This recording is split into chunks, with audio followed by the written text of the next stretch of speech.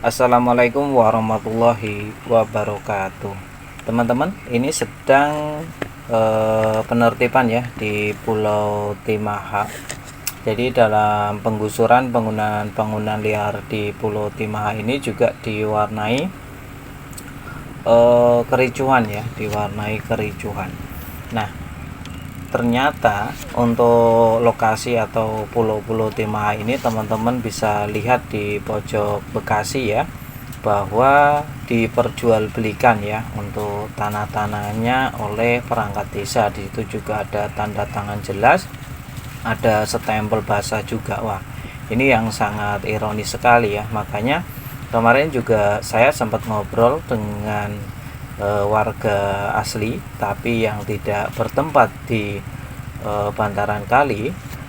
Mereka itu ada yang dari luar tapi tidak serta-merta langsung membangun di wilayah orang lain. Nah, tentu mereka juga permisi dalam artian mereka juga izin, dan mungkin disitulah terjadinya transaksi ketika izin mendirikan bangunan masuk, karena sudah jelas dan tentu setiap warga asing yang masuk juga tidak serta-merta bisa langsung mendirikan bangunan begitu saja. Tentunya juga sudah ada izin dari perangkat atau wilayah setempat. Nanti kalau tidak tentu ditegur dan ditanya ya. Nah, disitulah celah untuk mereka atau untuk oknum-oknum itu mendapatkan keuntungan seperti apa yang sudah di-share di pojok Bekasi. Teman-teman bisa cek aja di sana, komplit sekali, bahkan ada kwitansi, ada tanda terima, dan ada nominal yang sangat fantastis, ada yang 50 dan bahkan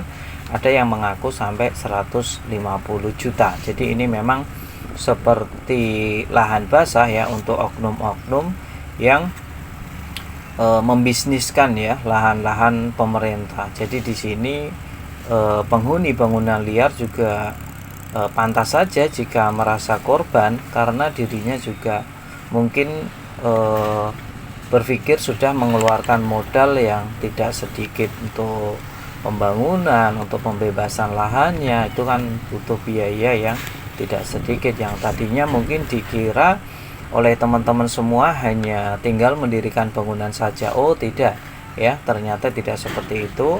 Tentu ada izin untuk mendirikan bangunan. Jadi pantas saja mereka yang berada di bantaran kali, biasanya nggak hanya di Pulau Timaha ini, di daerah-daerah lain pun sama. Tentu mereka juga sudah mengeluarkan modal untuk pembukaan izin atau lahan untuk didirikan bangunan.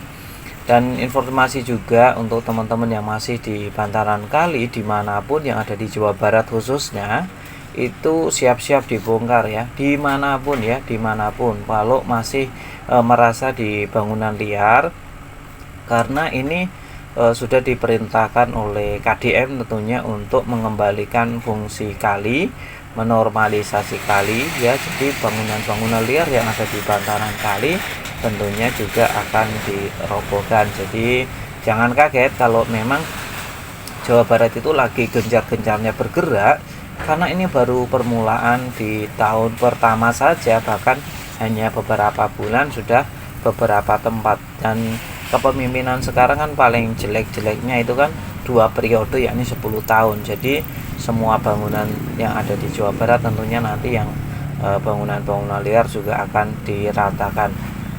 Jadi untuk kalian yang baru transaksi atau ingin membangun di tanah negara atau tanah pemerintah khususnya di bantaran kali, dipikirkan ulang lagi deh, mendingan. Apalagi di situ ada nominal yang tidak sedikit, meskipun di situ sudah ada perangkat setempat yang memberikan izin, tetapi ini adalah program dari pusat provinsi, jadi harus hati-hati. Apalagi yang ada di wilayah Bekasi, karena kabupatinya ya Pak Ade Koswara sudah dijuluki sama KDM menjadi Raja Bongkar. Jadi teman-teman, meskipun puluhan ribu ya kalau tidak salah, itu info yang kemarin dari netizen juga, ada 11.000 atau 10.000 bangunan liar yang ada di Bekasi. Dan di sini di Pulau Timaha ada 420 unit. Jadi masih banyak sekali bangunan-bangunan yang sudah direncanakan untuk ditertibkan. Jadi di Pulau Timah ini saja itu menurunkan banyak alat berat atau ekskavator. Jadi para pendiri bangunan liar atau penghuni bangunan liar yang mencari nafkahnya di bantaran kali ini merasa korban, ya wajar, karena dia sudah merasa mengeluarkan biaya untuk membeli atau mengalihfungsikan garapan-garapan yang ada di bantaran kali ini. Ini pun berlaku untuk daerah lain, karena banyak banget yang ngontrak, ya kan. Nah, jadi mungkin masa kontraknya baru perpanjang, tapi sudah ada penggusuran, jadi dia akan merasa kehilangan nominal yang tidak sedikit. Kadang juga mungkin penghuninya juga tidak tahu bahwa yang ditempatin ini adalah tanah milik pemerintah. Semisal yang mereka tahu kan ada ruko kosong apa ndak, terus ternyata ada disewain berapa, segini. Dia tahunya hanya nyewa, tetapi tahu-tahu dibongkar. Nah, seperti itulah kurang lebihnya. Maka mereka juga sering banget ya merasa dirinya korban, padahal dari KDM sendiri tidak bisa kamu dibilang korban, karena kamu sudah mengambil keuntungan dari pemerintah, yakni menempati lahan dan tidak ada sewanya. Nah, itu untuk mereka yang mungkin tidak sewa, tetapi bagi mereka yang sewa, nah itu harus jeli lagi ke depannya ya, harus tahu ini milik asli bukan, terus di tanah negara atau bukan. Itu perlu sekali, karena kalau tidak ya bisa berdampak kurang baik seperti ini ya teman-teman.